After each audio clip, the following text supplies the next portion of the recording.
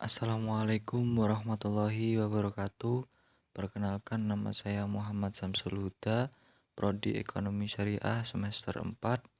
Di sini saya ingin memenuhi tugas dari Bapak Syarofi, mata kuliah Manajemen Keuangan. Di sini saya akan menjelaskan sedikit tentang politik dividen. Adapun pengertian dividen. Dividen merupakan pembagian keuntungan yang diberikan perusahaan dan berasal dari keuntungan yang dihasilkan perusahaan. Dividen saham adalah pembagian tambahan saham tanpa dimungut pembayaran kepada pemegang saham yang sebanding dengan saham-saham yang dimilikinya. Kemudian pengertian politik dividen itu sendiri adalah bersangkutannya dengan penentuan pendapatan antara pengguna pendapatan untuk dibayarkan kepada para pemegang saham sebagai dividen atau digunakan di dalam perusahaan, yang berarti perusahaan tersebut harus ditahan dalam perusahaan. Kemudian di dalam kebijakan dividen yang terkait dengan dividen ada bermacam-macam, antara lain yang pertama kebijakan dividen stabil, yang kedua kebijakan dividen dengan penetapan jumlah dividen minimal plus jumlah ekstrak, yang ketiga kebijakan dividen dengan penetapan dividen payout ratio yang konstan, yang keempat kebijakan dividen yang fleksibel.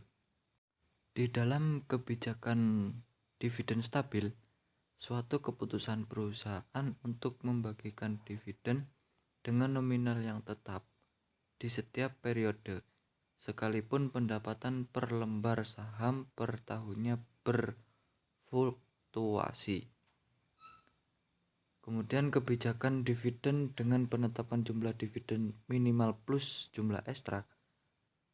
Ini sebenarnya juga tergantung pada laba perusahaan.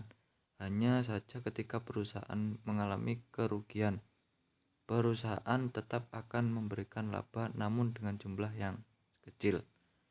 Jika perusahaan memperoleh laba yang tinggi, maka dividen yang dibayarkan juga akan meningkat.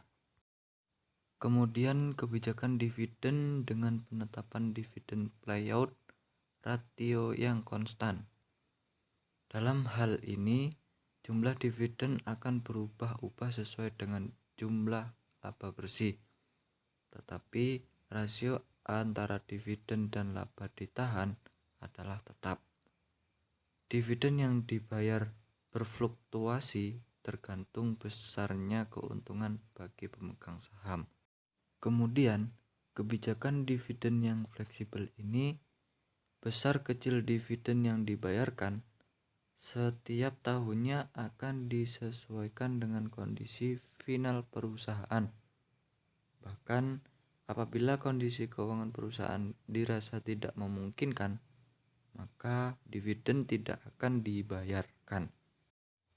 Adapun faktor-faktor yang mempengaruhi pembayaran dividen di dalam kebijakan dividen suatu perusahaan antara lain. Yang pertama, posisi likuiditas perusahaan. Yang kedua, kebutuhan dana untuk membayar utang. Yang ketiga, tingkat pertumbuhan perusahaan. Yang keempat, pengawasan terhadap perusahaan. Likuiditas adalah kemampuan sebuah perusahaan dalam melunasi utang serta kewajiban jangka pendek yang dimiliki. Utang dividen adalah dividen payable, yaitu bagian dari laba perusahaan yang diputuskan untuk dibagikan kepada pemegang saham dalam bentuk dividen. Pertumbuhan perusahaan atau company growth adalah peningkatan atau penurunan total aset yang dimiliki oleh perusahaan. Pertumbuhan perusahaan dihitung sebagai persentase perusahaan aset pada tahun tertentu. terhadap tahun sebelumnya atau Supratiningrum 2013.